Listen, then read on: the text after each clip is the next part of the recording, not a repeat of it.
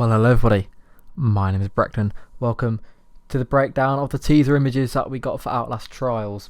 Just remember, if you want more Outlast content, even though I've finished the games except for the last part of Outlast 2, if you want me to do any more content on it, like theories, what ifs, the stuff I do for The Walking Dead, make sure you tell me in the comments below because I'm perfectly willing to do that. And make sure you subscribe so you don't miss any of the Outlast Trials news that we'll eventually get. Again, it's taken us a while to get this one. But yeah, we're doing the breakdown of the teaser images. I'll get right into it. So we're going to start off with this image first.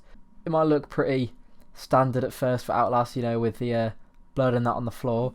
But there is a lot here that I just want to unpack. Stuff that you might have missed. And if I miss anything, tell me in the comments below. So start off plain and simple with what's on the bottom. Yeah, it's covered in blood.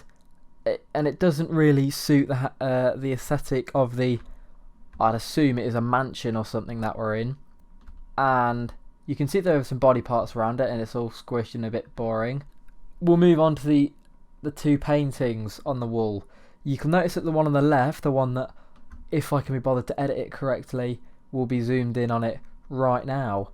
You can see he looks very zombie-like. He looks dead. Look, you can see his clothes are covered in blood, and you can see it looks like he's been scalped, had his scalp ripped off, and because you can see that there's hair on the side but it's red and there's no hair up there, so put two and two together. His clothes are scruffy, so you can't just blame it on it being graffitied because he looks rough. The colour of him looks a bit not very nice, and then the one on the left is sort of like hasn't been disfigured much. It looks like a god figure. When I first looked at it, I did see a duck or something like that, like fucking Chica from Five Nights at Freddy's on the top. But then I looked at the beard and I was like, maybe that could be a helmet. But if I'm being very stupid and have missed a key detail, let me know, because that's looking like some sort of demon and some god fucking staring each other off. Leading on from the idea of religion, you can see in the background, it might be a bit pixelated on your screen, it's fairly small. You can see there's a cross. For those that are unfamiliar, Jesus died on the cross according to the Christian religion. So obviously that Outlast tends to be heavily focused around religion, with Outlast 1 there being Father Martin as one of the main, I don't want to call him an antagonist, but one of the main variants in the asylum. And obviously Outlast 2 was heavily focused around the idea of Templegate, the ones that worship God, and then the heretics, the one that committed heresy and went against God, and I don't know what they worshipped. Probably some fucking weird river creature, knowing them. But yeah, so obviously Outlast Trials looks like it's going to continue with that theme. And then next we'll move on to the mannequins. The mannequins, you might just think it's some creepy old guy's wet dream, but you'll see later on that mannequins are featured in the other images quite a lot. So I think mannequins are going to play a role in this, and they're going to be pretty spooky, and it's going to be a key part of the game. But I'm not going to go too much into that now because I want to get onto the other images. But before we get on to the next image, if you look on the balcony, you'll see a guy. Well, I'm thinking he's a guy. It might just be a statue, but he's looking dead at the player. So I think there's going to be some sort of in Doctor Who, when there's when you don't look at the statue things. I can't remember what they're called. They're angels or whatever. They move at you. I think this might be something like that, because obviously the mannequins would suit that quite well. I'm getting fucking spooked just looking at this image. But yeah, you can see that he's there. He might just be up there and going to come round after you. I think that would be really spooky, actually. I think that would be a really good aesthetic. Like if you're in here and you see him up there, he's coming, but you wouldn't know where he's going. So I think that would be quite interesting.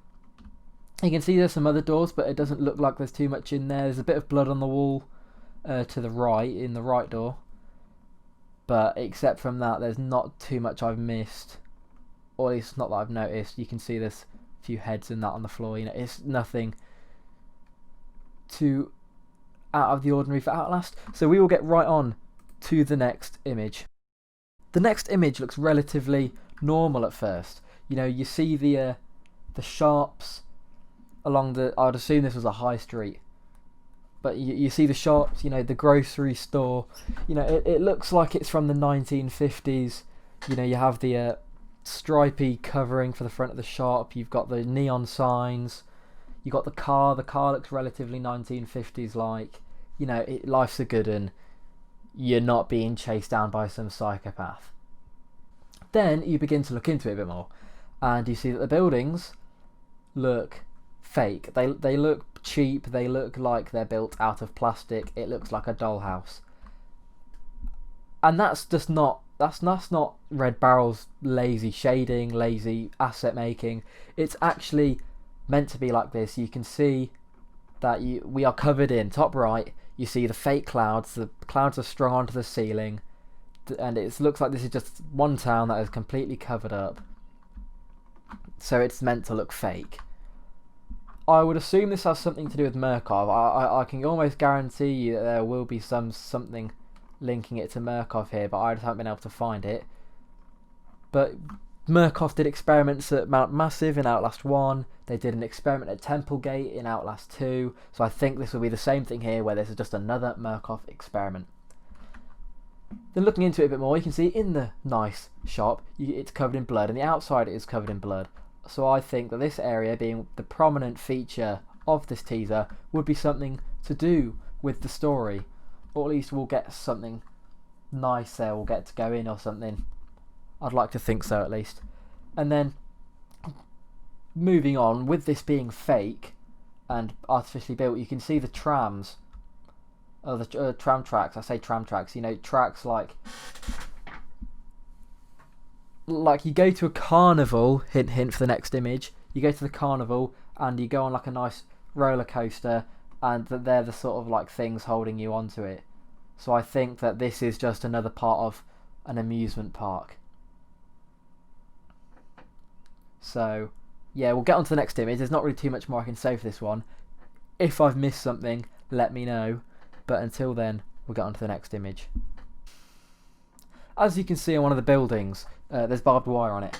I did forget to mention that. But I'm not going to really try and piece it in with my theory. I just think it might be Murkov hiding something special in there that we need to stay away from, or they'll kill us. So yeah, now I'll actually get on to the next image. So on to the third and final image. At first, this might look pretty spooky, it might look pretty different from the others we've seen, you know, the fairly dim image of the first one, you know, then the slightly less dim but still fairly dim image of the second one. Then you get to a bright, it looks sort of exciting at first, and then you see that there's blood, and then the dimness starts setting in. So we'll start off with the mannequins. I mentioned the mannequins earlier on, they were in the mansion, and you can see that they are here as well. So I think that they're going to be some pretty strong, I don't want to say characters because they're mannequins, but it's going to be a pretty strong feature of the game. You can then again also see the stripes that are on the front of the shops from the last image. It further reinforces the idea of the 1950s. And then to go on to the 1950s a bit more, we can see further right at the edge of the side where, you know, the stalls are, there's a bit above that. You can see that there's actually some sort of, I don't want to say marketing, but it looks like there's a product like Cherry Pop, you know, that sort of stands out as something that'd be from the 1950s. Then the next thing I'll go on to, before I get on to the big bit of inference that I've done, that my English teacher would be proud of me for, is the side. The side looks sort of similar to what I would expect the outside of the first image to look like. It sort of looks like it's the side of a big warehouse. It's quite tall, and the size of it sort of would match up with what, from my perspective at least, it looks like how tall the building would be. My English teacher would not be proud of that grammar, of how tall the building would be on the outside. So I think that's it. I think that the town is another part of the amusement park that we're in. I also think that the first image might be linked to the carnival. I think it might actually be the owner's house or something. But speaking of the first image, the big devil guy in the middle, you notice he's got hair, or at least something on the side of his head. It's probably a horn, because it sort of looks like the devil. But you notice that, and then you look at the guy in the painting on the left in the first image. He's got nothing in the middle, and he's got something that sort of curves on the side. So my thinking is this, the clown devil guy in the front of the centre. You know what I'm looking at. I'm zoomed in. Here, the front of the haunted house, I'd assume it is, or I don't know. You know carnival rides. Hopefully, I can't describe them. I don't really know the names of any of them. But yeah, he sort of could be representing the guy in the painting. Yeah, really good grammar, I know. But unless I've missed anything really key, like the stairs I've just looked at, it looks like there's stairs going up top, or at least there's some sort of scaffolding. So it sort of does further reinforce it's an amusement park. You know, the sort of like the roller coaster sort of vibe. But maybe not a roller coaster. But you get me. You get me. I'm tired. Alright, don't bully me. But yeah, that's going to be all. If I have missed anything, please let me know in the comments below. I always do want to hear what you all have to say, and maybe I can make it into a video and get that knowledge out in the open. But until next time, my name's Brekdon. Join the Discord below. Subscribe as well. We just hit 300 recently, actually, so thank you all for that. But until next time, my name's Brekdon, and I'm out. Subscribe.